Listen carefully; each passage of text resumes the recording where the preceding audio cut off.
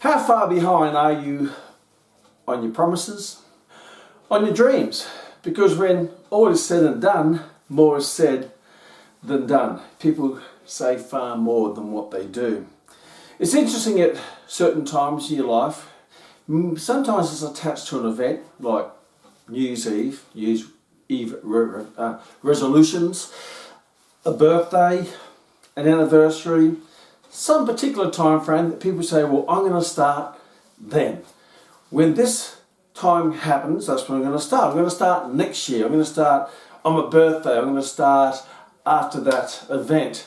It's interesting that we tend to disempower ourselves by creating a procrastination between now and when we're going to get started. And the longer the gap between the thought and the action, the less likely there's going to be action. Because many times when you make a promise or create a dream or make a statement, many times this is the height of your emotion. Whether that emotion is motivated by pain, means that you're sick of what you got or what you are or who you are, or pleasure, that you seek what you want or who you want to become, that is at the peak. And the longer the time between that peak and the time you take action, the more the fire of emotion will start to burn out. And by the time it gets to that time, you tend to forget about it or hope everyone else forgets about it. Like, how quickly do people stop acting on their dreams or their resolutions at New Year's Eve after the time and on the first? Many times they only last a day or two on their new diet, on their action, the new career, the new wealth creation plan, whatever it might be. And that's very interesting because we tend to procrastinate. And I've developed a course on it, but I'm going to release it later because I haven't got time at the moment. There's a great saying that the best time to plant a tree was 20 years ago. Interesting, eh? The worst time to plant it is tomorrow, because then you're creating a habit of procrastination. And the second best time is right now. The best time to act on your dreams is when you first dreamt it, would be in the past. The worst time you can act on your dreams is tomorrow, because there's always going to be tomorrow. You're embedding into your subconscious mind, tomorrow I'm going to start. Then tomorrow comes and you start again tomorrow and tomorrow. The second best time to act on your dreams is now, not today. I'm going to start today, which is interesting because today is still 24 hours. So a lot of time people say, I'm going to start today, and they leave it to the end of the day, and all of a sudden they get ambushed by other noisy activities which are not really relevant to you achieving that goal or that dream or making that promise into a reality. And that's what today's session is about, is turning your dreams into a reality, into creating the environment and the person that you have to become to make sure those things happen. Now, you've heard lots of different things of how to set goals, and setting goals is easy. I mean, everyone has dreams. The world is not short of dreams. What it is short of is people who live their dreams. So how do you live your dream? Well, you only have now, the present. That's why they call it the present. The right this minute.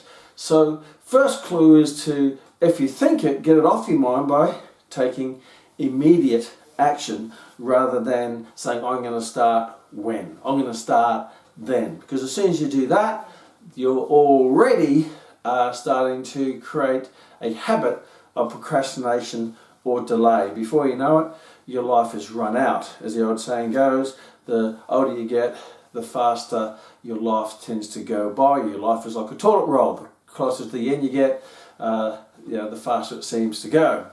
And then you look back, and the only things you're going to have in regret as you get to more the vintage age as I am, is not the things that you've done, but more so the things that you haven't done.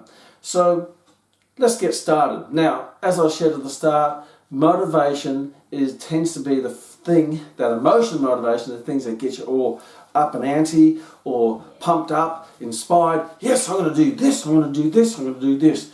First clue is don't share that with the world, because the world is probably a bit overused saying more than what you do anyway, and they're probably, here they go again. Another bunch of broken promises. It's not if it's just when you actually don't take action on them and achieve them. So I always suggest that if you're going to have a goal that's meaningful to you, then it's only your personal business. So just work away. Let your actions and let your results speak for themselves. I don't listen to what people say. I more look at what they do. Many times the more they say, the less they're likely to do. So be a person who does more and says less. The person who talks with their hands, not with their mouth. And there's a lot of people who talk with their mouth, particularly when they get a few hours under the table, particularly on special events when they're all emotional, ready to go, and they want to brag about what they're going to do rather than share what they've actually done.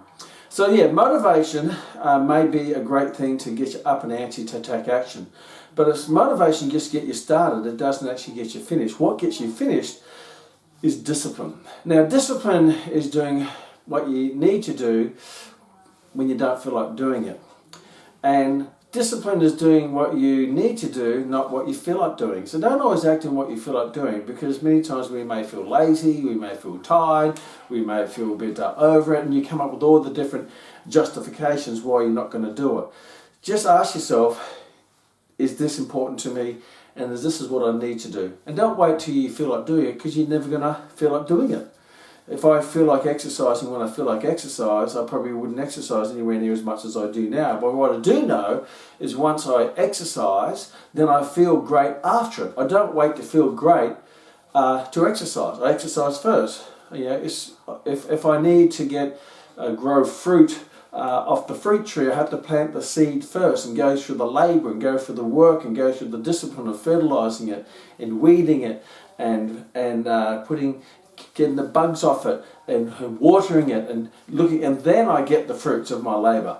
The fruits of your labour happens after the labour. But the labour is a grind. A lot of people don't like the grind, and if there's one thing I can share with you, it's important that you learn to enjoy the grind, enjoy the hardship, enjoy the work, the labour to get the fruits, because you have to do the work before you get the fruits. Very easy to sit there in your living room chair and dream about the joy of the fruits, but ultimately you have to get off the chair and get your hands dirty and get them in the dirt in the form of labour of work. Yes, we call work. And sometimes if that work is attached to a cause or something, a purpose or something that's really important to you, it's easy to do. It's very hard to do when that work is attached to something that is meaningless to you or not fulfilling. Because ultimately, as you're doing the work, you have to think of the outcome. You have to think of the fulfillment. When I train for a world championship in martial arts, I'm doing the work. As I'm doing it, I'm visualizing the outcome, the gold medal, the podium, the fighting, and I'm enjoying the grind, because that grind and that is attached to the joy of the accomplishment. Now, the first thing you have to understand is when you start doing the work, which means you have to take action. And when you take action, not tomorrow, not later, not when, not then, but right now. Because as soon as you take the action, you get a sense of accomplishment. You get a sense of achievement in those, because big goals are made up of a lot of little goals. And that goal might be just doing the daily training session, or the daily learning session, or the daily planning session, or the daily budgeting session, or the daily working on the relationship session. So all those little goals will lead to a positive emotion after it. And if you keep building on those little goals, they'll eventually achieve the big goals. And any big goals are made up of lots of little goals. A big shot is a little shot. A big shot is the little shot who keeps firing. You've got to keep going through the work, which you have to keep doing the action. So become an action hero. Become an action hero. Yes, I'm going to take action. How much actions? Now, what's also important to understand is not a positive action won't always lead to a positive result. A positive action won't always lead to a positive result. I've personally competed in approaching 30 world martial arts championships, and I've trained positively with actions in my training leading up to all of those. But I haven't won every time. I haven't won every fight. I haven't won every championship. I haven't gone away with the silverware or the goldware or the medals.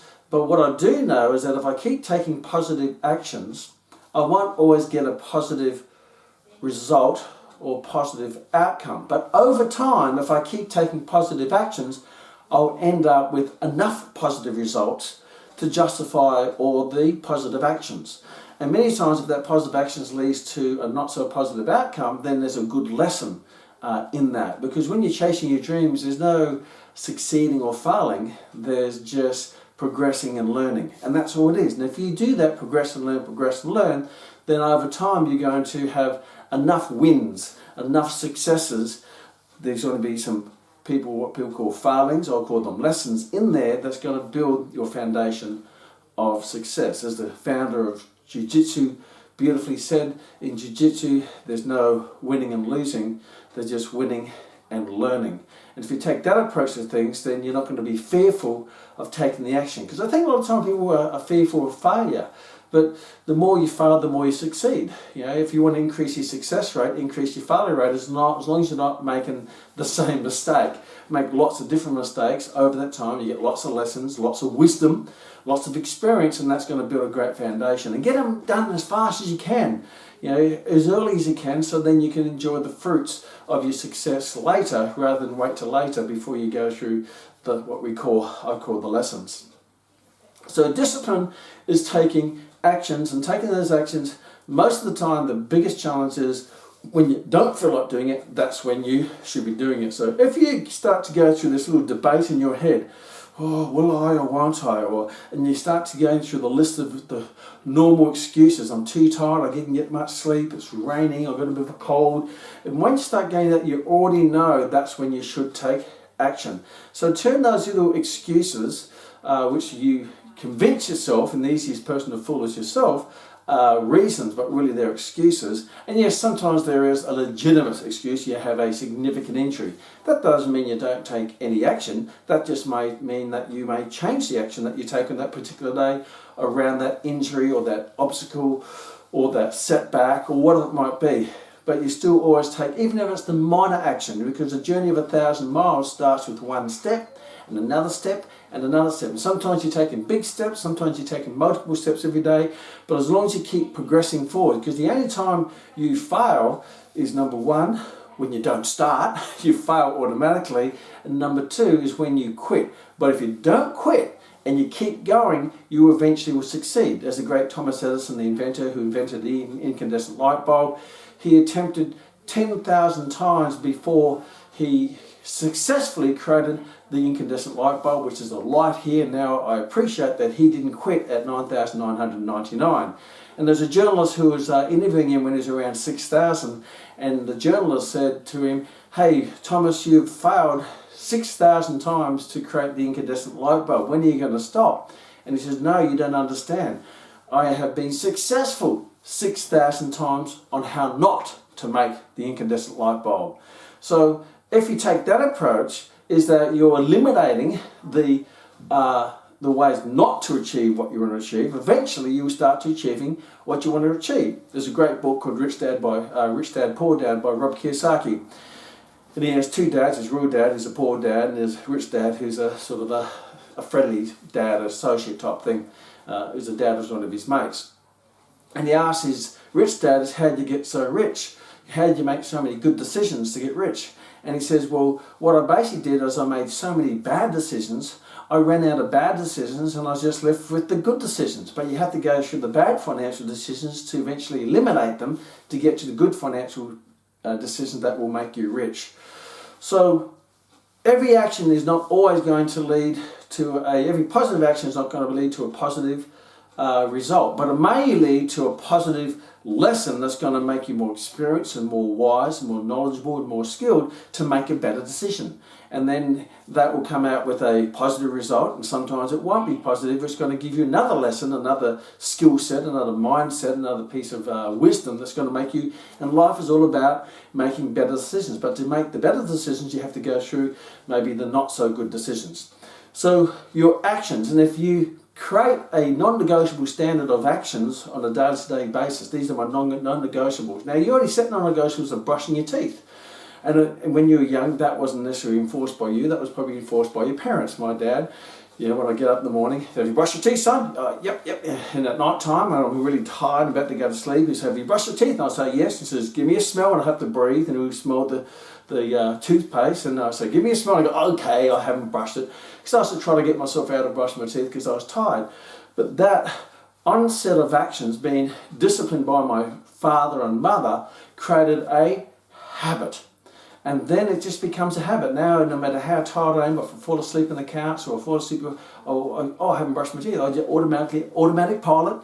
I don't even think about it. I get up and brush my teeth. And if you can go through that discipline, you have to have conscious discipline first to turn that continual action that's going to build all the little stepping stones to take you to the peak of your success, whatever area in life that may be. And there's going to be multiple areas, whether it be personal relationships or wealth creation or health or career and business. Then those actions eventually will just kick in to just become a habit. And there's an old saying, I don't know if there's any science to it, that you have to do something 21 times repetitively before it turns into a habit. Well, I'm not sure how much truth in that, but basically it means you have to do it a lot.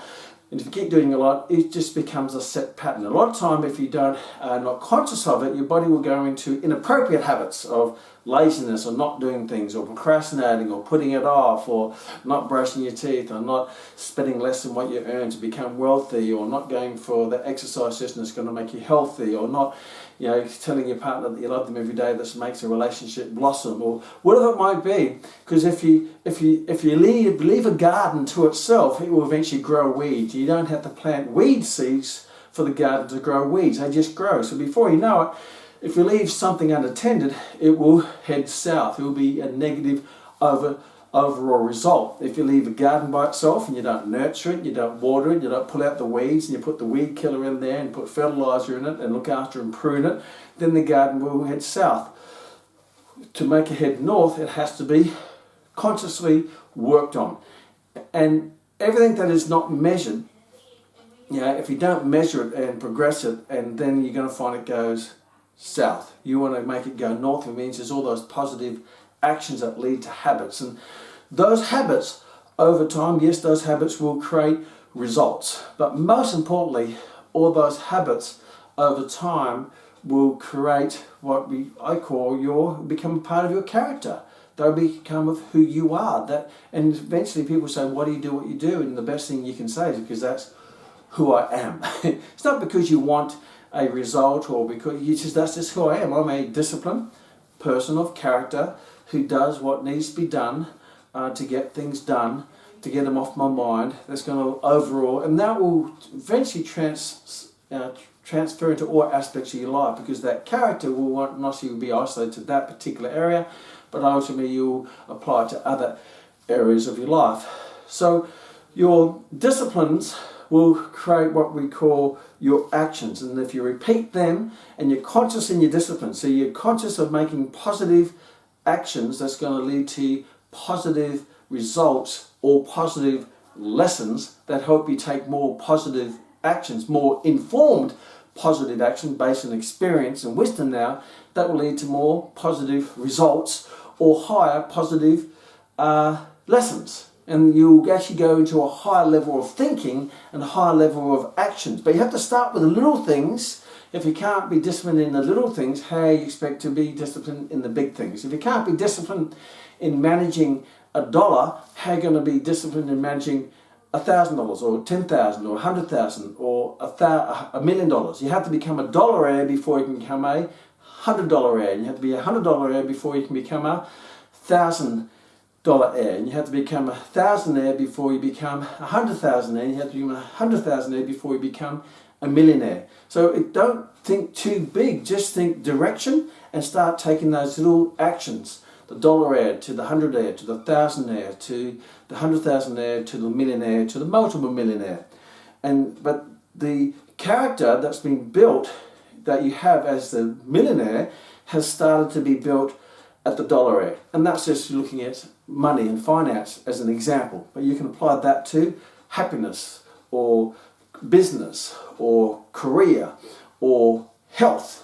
If you can't do the little things from a healthy point of view, if you choose the apple over the donut, and there's not anything wrong with having a donut, but if you're always choosing the donut, then you're going to start looking like a donut. It's okay if most of the times you choose the apple over the donut, and you're picking the donut for the right reason, not because it's a negative habit that you've created, but because it's something you really enjoy as the big picture of your life and health, then that's okay. So everything is, I guess, relative to what you want to achieve. Everything in proportion, everything in moderation. So your actions over time will eventually lead to the building of your character. And once you've built your character, then your character has an inner compass that will determine your destiny. So you start with your motivational dreams.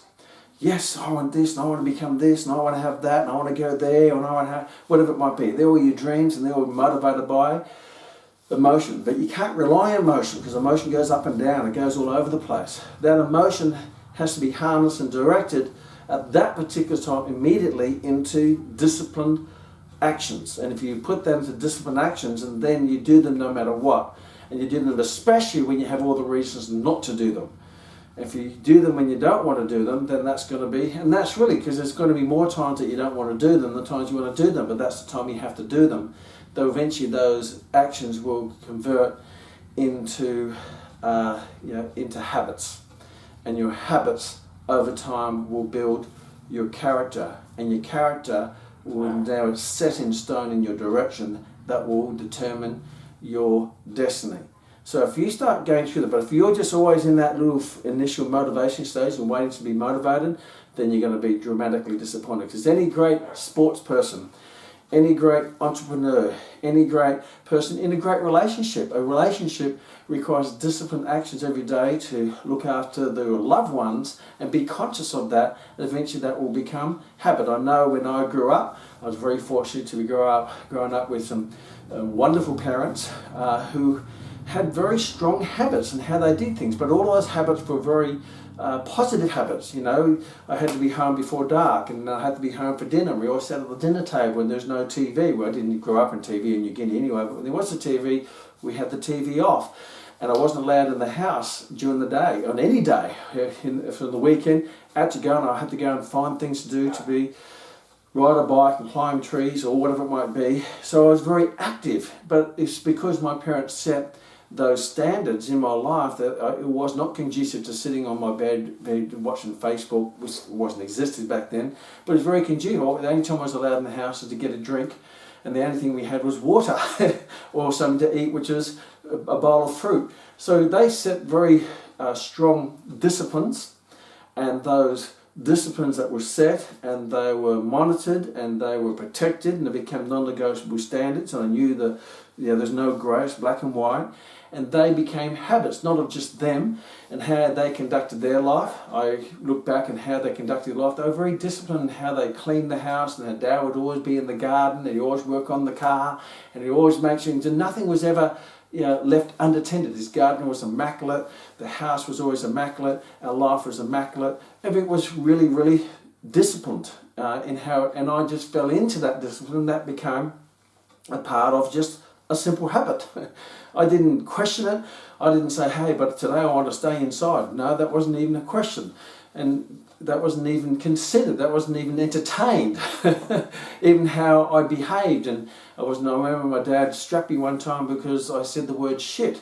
And that was his standards, no swearing. And I remember that. And I knew I shouldn't have sworn, but I swore at one of my mates, and my dad overheard it, and he roused up me. But that was just a non-negotiable standard. And all those non-negotiable standards and habits built a foundation of character that now I have grown into throughout my life and applied to my sport and my relationship and my business and my life and every aspect of their life. So really the ultimate thing is to go through this to build that character within yourself, that now that's like a shield of protection against the laziness and the procrastination, because that's just not who you are. So if someone says why you do what you do, and the best thing you can say, that's just who I am. And remember, in life there's only ever two options, and you have many decisions. In life you have limited life but have unlimited decisions. And every decision you make, whether you go for that run or not go for the run, or do something and not do something, or save $1 or spend $1, or go out of your way to make your loved ones feel special, important and worthwhile, or not because you couldn't be bothered, you actually only have two outcomes. You actually have a decision where you say, well, there's the right thing to do, and there's the easy thing to do. There's the right thing to do and the easy thing to do. So every time you make a decision, will I or won't I, ask yourself, what is the right thing to do, and what will be the easy thing to do? Now, the right thing to do is many times the harder thing to do because it requires discipline, it requires a bit of effort, it requires a bit of inconvenience. But success is inconvenience, right? But doing the harder thing will make life easier later. Doing the easy thing will make life harder later. So if you do the right thing where, say, you invest $1 and spend $1, at later in life you become wealthy and you have no hardship in terms of financial security or financial independence because you get wealthy because you're investing $1. Not all those dollars will turn into multiple dollars through the process of compound interest, but most of them will. But if you do the easy thing is spend $1, which is easy to do, and sometimes short-term enjoyable because you spend money and you go, oh, well, that was fun. But ultimately, when you get older, you're broke, and now life is hard because you have no money. The right thing to do is to say to your partner, I love you, versus the easy thing is, oh, I haven't got around to it yet. If you do that, then that's a little bit of effort, a little conscious thought, and that will build into a loving long-term relationship with your soulmate. If you don't say that, and that will transfer into other aspects of your life, and before you know it, the marriage will fall apart, or the relationship will fall apart. The right thing to do, well, I want to go for a run today, if you have to ask that question, you already know the answer. So if you have to ask the question, you already know the answer.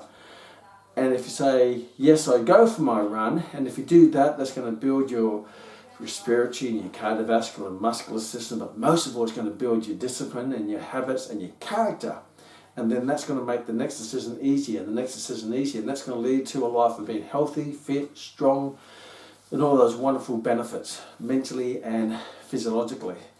But if you say, I'll do it tomorrow, then you're creating a habit of doing it tomorrow, and you don't do it. Before you know it, your health is compromised, you get overweight, you get sick, you lose muscle, you get unfit, and then life becomes hard when you're not healthy. Life is easy when you're healthy. Life is hard when you're broke. Life is easy when you're rich. Life is hard when you have a poor relationship. Life is easy when you have a magnificent relationship. Life is hard when you have a job you don't like or you hate. Life is easy when you have a career or business that you love. But all of those end results are based on your immediate actions of the day. And goals are not achieved over years and decades. They're achieved under the micro of days upon days upon days. But every good positive action you take will make that decision easier the next time, to make it easier the next time, and that will become your character. And you'll get to the point where you don't even have to think, will I or won't I? You'll just be doing it because that's just who you are, a person of character. See you in the next Kmax.